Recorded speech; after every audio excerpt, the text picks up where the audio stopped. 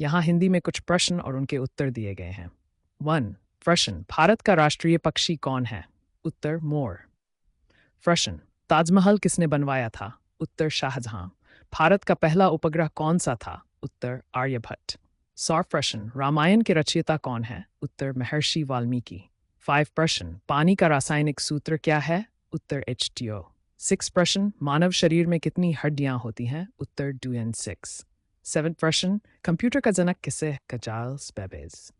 प्रश्न, सूर्य के चारों ओर एक चक्कर लगाने में पृथ्वी को कितना समय लगता है? 360 दिन। 9 प्रश्न, भारत का राष्ट्रीय खेल कौन सा है? हॉकी। 10 प्रश्न, जन गण मन के रचयिता कौन है? उत्तर, रविंद्रनाथ टैगोर। और प्रश्न चाहिए तो बताएं।